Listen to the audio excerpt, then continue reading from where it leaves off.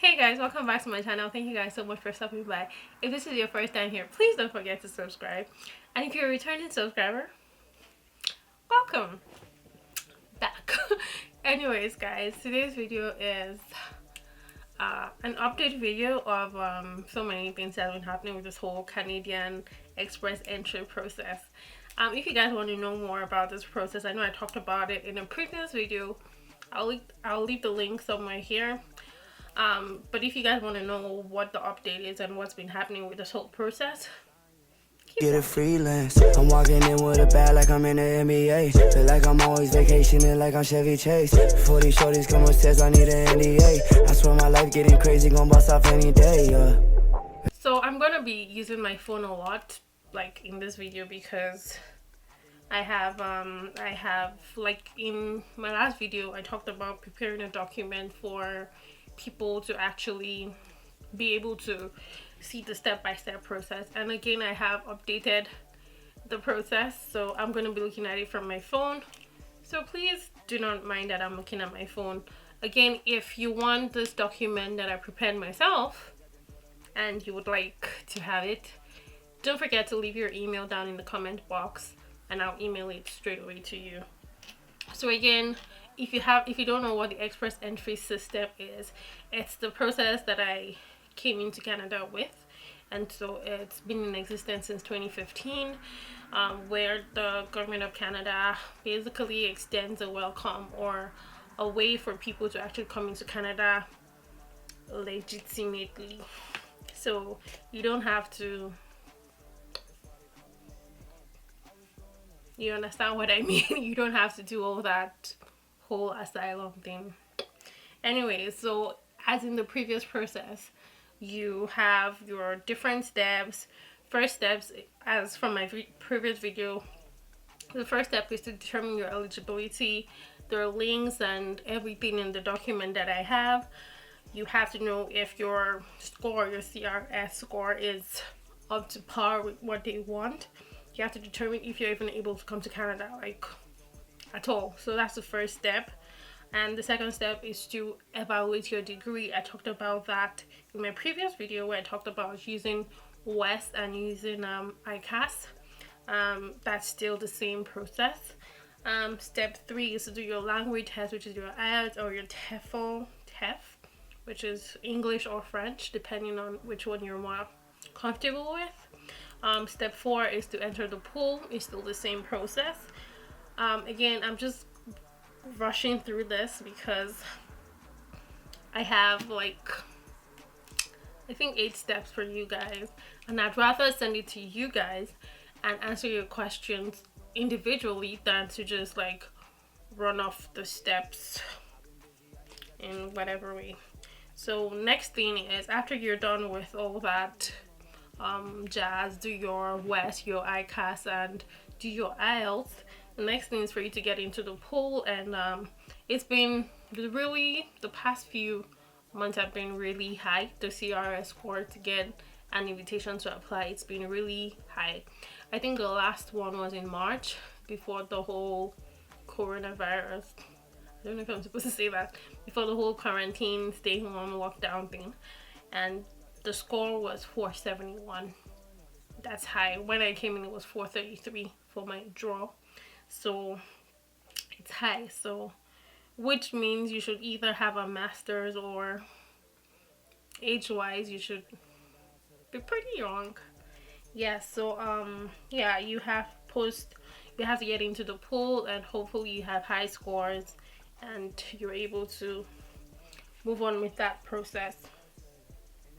After getting your ITA, which is your invitation to apply, you have a couple of things to get ready: your IELTS results, your ECA evaluation, your degree certificates, police reports for every country you've lived in for up to 6 months in the past 10 years, and you need a letter from your bank and statement showing that you have enough funds.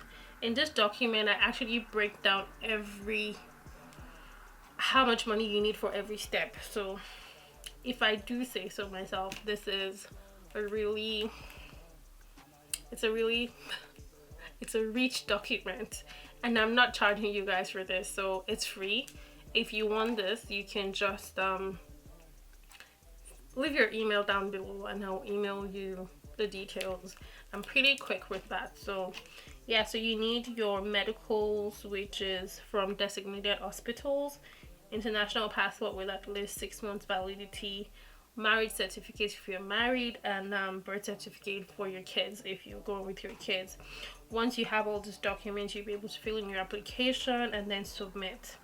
And now, which is the new step, which is the update in this whole process, is the fact that they're doing biometrics. When I did my process, there was no biometrics, and at some point you'll be called to submit your documents in person, I think, and you need your biometrics.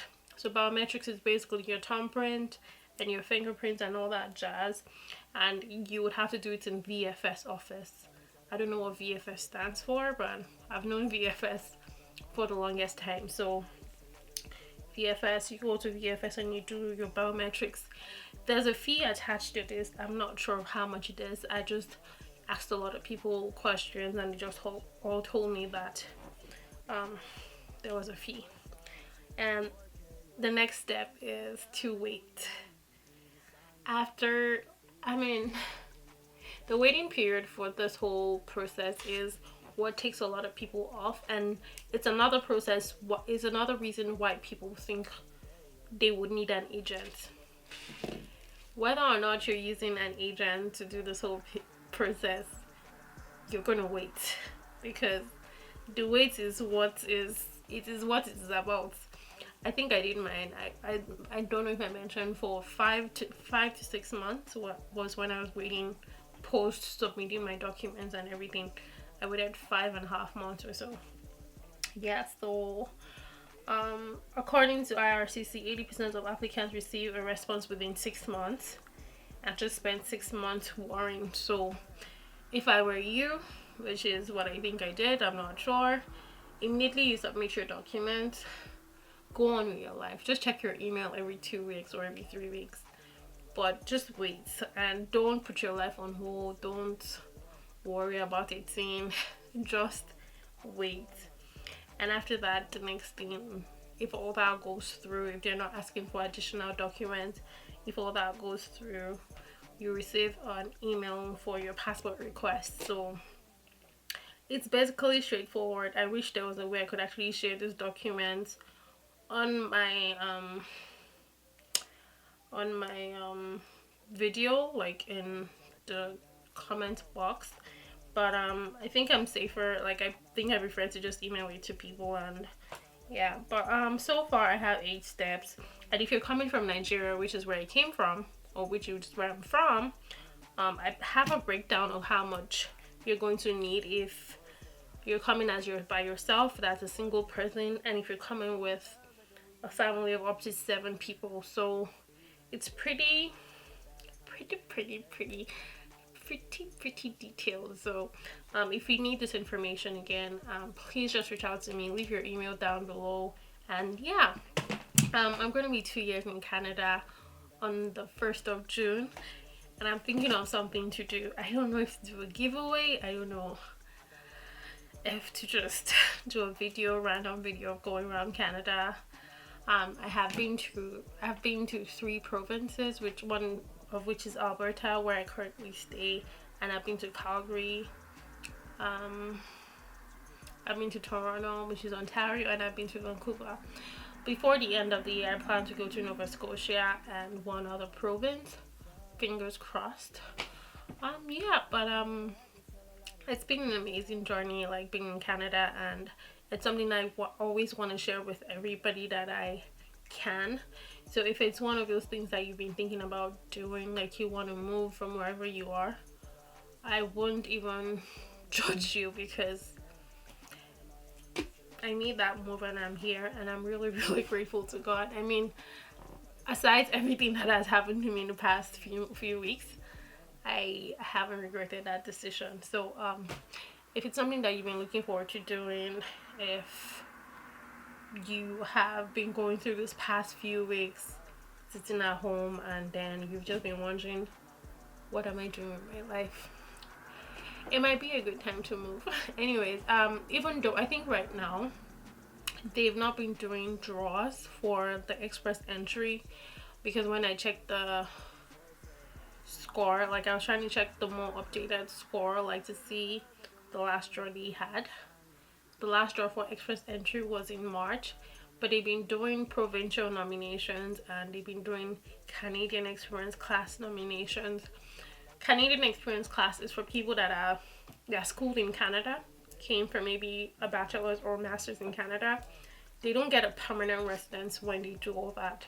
So after they're done with school, they have to fulfill some requirements and then apply for permanent residence.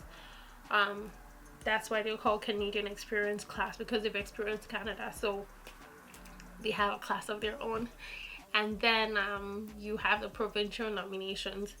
I wish I'm able to actually bring people that have done provincial nomination on my channel so that they're able to actually, educate people on how they were able to do it. If I was in Toronto, I would have gotten someone that did the Ontario PNP, but I'm in Alberta, so that's gonna be hard. I'll figure out a way to do it. Maybe on my next trip to Ontario, I'm able to have somebody and have a conversation with them. I don't know, but if you want to know more about PNP, let me know in the description, in the comments box, if you want to know more about PNP and what province you want to know about. So that's what I'm going to do. Based on whatever province I get the most comments on, I will do my research and I'll ask my questions and I'll be able to answer you guys and give you guys answers. But for now I don't know anything about PNP because I didn't come in through PNP. And so I hope this video has been informative. Again, if you want this information, please leave your email down below. I will send you the email as soon as possible. As soon as I get your comments, I'll just email it to you straight out. If you guys have any questions, if you have any comments, leave them below. And don't forget to like and subscribe to my channel. I'm still growing. I have a lot of things to put out there. And thank you again for those people that have been on this journey with me. In 2 years in Canada has been beautiful. So thank you guys for being on this journey with me. I'm gonna think of what to do in the next few weeks. I don't know. Next few days. I don't know what I'm gonna do. 2 years. I don't know. Maybe two winners. I'll think about it and I'll let you guys know. Anyways, guys, I'll see you guys in my next video. Please stay safe. Don't forget to love each other. And bye, guys. I had a home. I'm out in Miami, a celebrity galore. I got what I need, but I always want more. Always going, notice why they call me no